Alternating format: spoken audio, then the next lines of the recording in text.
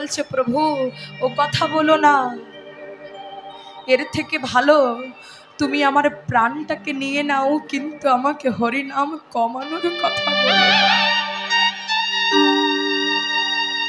ও কথা তুমি আমায় বলো না দয়াময়। মহাপ্রভু যখন চলে যাচ্ছে, পিছন থেকে ডেকে বলছে, প্রভু প্রভু একটা কথা ছিল। কি কথা বলো? প্রভু আমার কেন জানি না মনে হচ্ছে তুমি আর জগতের মাঝে বেশি দিন প্রকট থাকবে না।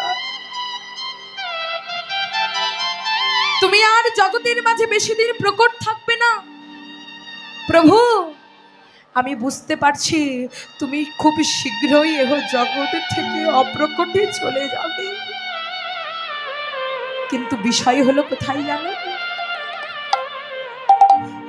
এই নবদ্বীপে মাঝে প্রত্যেক নবদ্বীপে বাসীর হৃদয়ে যে তুমি বিরাজ করছো, এই নবদ্বীপে মাঝে গৌর ছাড়া নাগরিকগণ আন জানে না।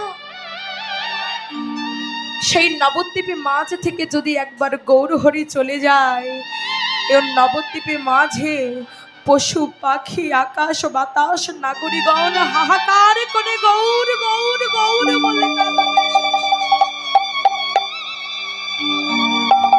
দয়াময়। সেদিন সমস্ত নবদ্বীপবাসী দুটি নয়নের জল ফেলে কাঁদবে। সেদিন আকাশ বাতাস পশু পাখি হাহাকার করে কাঁদবে। সেই দৃশ্য আমি দেখতে পারবো না। প্রভু কোনোদিনই তোমার কাছে কিছু চাইনি, বলো আজ চাইবো তুমি দেবে। কি চাও হরিদাস? হাত করা হয়েছিল কাজী সাহেবের নির্দেশে। যখন হরিদাসকে সৈন্যগণ মারছে আর বলছে, হরিদাস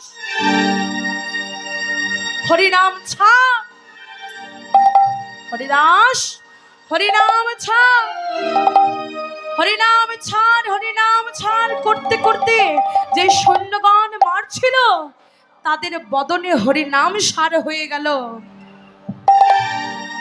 কিন্তু হরিদাস বদন থেকে হরিনাম ছাড়ে না।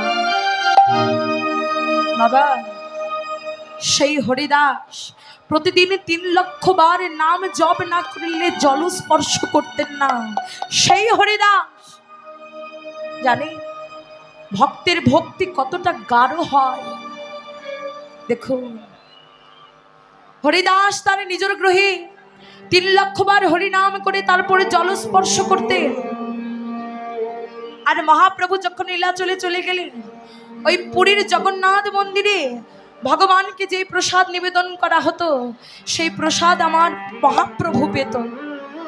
যেই প্রসাদ পেত সেই প্রসাদ অবশিষ্ট প্রসাদ গোবিন্দ দাস মাথায় করে নিয়ে আসতো হরিদাসের জন্য। হরিদাসের কাছে নিয়ে আসতো মাথায় করে। একবার ভাবা যায়, আজকে 3-4 দিন হয়ে গেছে হরিদাস ওই গোবিন্দ দাস যখন মাথায় করে প্রসাদ নিয়ে আসে, হরিদাস প্রসাদকে অবমাননা করবে না জন্য প্রসাদকে একটু প্রণাম করে এক কোনা বদনে দিয়ে সে প্রসাদ আবার পাঠিয়ে দেয়। গোবিন্দ দাস মহাপ্রভুকে দিয়ে বলছে, দয়াময়